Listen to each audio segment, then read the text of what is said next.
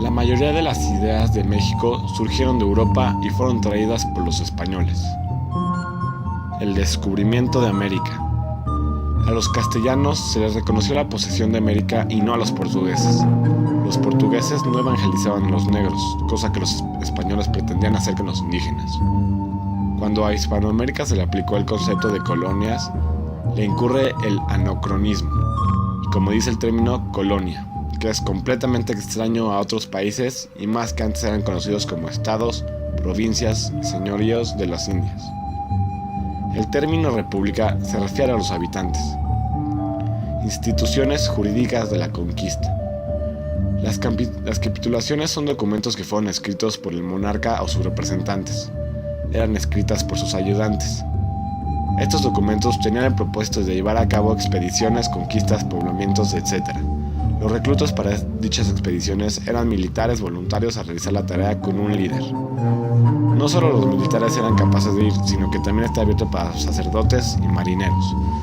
Los sacerdotes, por ejemplo, se encargarían de que los indígenas o la gente desconocida se les tratara bien e intentar convertirlos a la doctrina del cristianismo. A los conquistantes se les otorgaba un gran terreno en el lugar conquistado, como recompensa. Asimismo, por medio de la encomienda de la corona a dichos españoles, con terreno se les otorgaba un indígena para educarlo, cuidarlo y hacerle que proteja la tierra, ya sea arándola o defendiéndola. La penetración española en América y su justificación.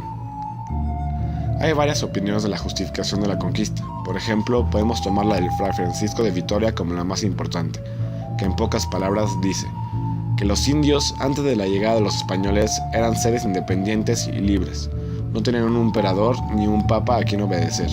Ellos podían negarse sin hacer guerras de lo que fuese el asunto. Estos pensamientos destacan entre muchas cosas la tiranía de los señores indios, el derecho de la elección de los indios, alianza entre indios y españoles, el force de la religión hacia los indios y la no libertad que no le daban a los indios. Una iglesia asediada. En 1767, Carlos III expulsó totalmente a todos los jesuitas de sus dominios de Europa y América. En México fueron clausurados los colegios que habían dado educación en todas las ciudades del reino. En 1774 obtuvo por el Papa Clemente XIV la extinción de los jesuitas como instituto reconocido por la Iglesia Católica. La expulsión de los jesuitas causó motines populares, encarcelando a 600, ahorcando a 85, mandando a cadena perpetua a 31 y sentenciando a otros 674 a periodos de prisión. Aparte, azotando a 77 y desterrando a 117 jesuitas. Reacción de insurgencia de 1810. Hubo un resentimiento por parte de los jesuitas de América por pagar el diezmo eclesiástico sobre el producto de sus numerosas haciendas. Fue la insistencia del obispo Palafox que los jesuitas pagaran este impuesto lo que determinó la caída. Los obispos deseaban poner fin a la iglesia misionera, exigiendo que las doctrinas se convirtieran en parroquias regulares, lo que produjo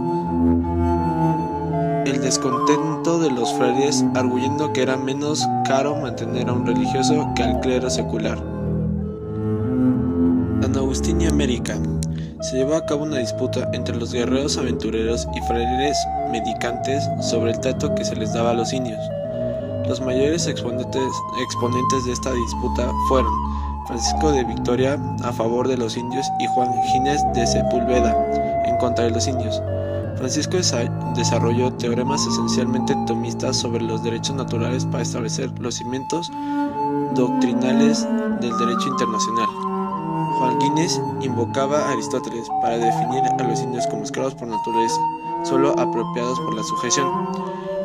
Las Casas despojó a los conquistadores de toda aura de glorias y el principal personaje en contra era Hernán Cortés. Un elemento esencial de la misión de los 12 primeros franciscanos que llegaron a México era el estudio del lenguaje y las creencias religiosas de los indios. La Casa, en su interpretación sobre la religión antigua, se apoya en la Ciudad de Dios, de San Agustín, por lo que su enfoque entero no muestra ninguna simpatía y subraya tanto la peculiaridad como la obscenidad de las creencias y prácticas clásicas. A veces, cuando describe la religión india, afirma simplemente que no es peor y en algunos aspectos es mejor que su contrapartida antigua. Cree que también que los sacrificios humanos no deben ser intrínsecamente antinaturales o irracionales. La conclusión del tratado de los indios solo podían describirse como bárbaros en el sentido que les faltaba el cristianismo. Aparte de eso, en materia de civilización, eran superiores a los antiguos españoles e ingleses. La encomienda, al igual que la conquista, quedaban condenadas de usurpación. Del mismo modo, si San Agustín condenaba al propio Imperio Romano por estar arraigado a la tiranía y a la conquista, las casas condenaban también al Imperio Español en el Nuevo Mundo. Cabe destacar que las casas no eran un apóstol porque no hay ninguna prueba de que aprendieran alguna lengua india o que dedicaran mucho tiempo a catequizar a los indios.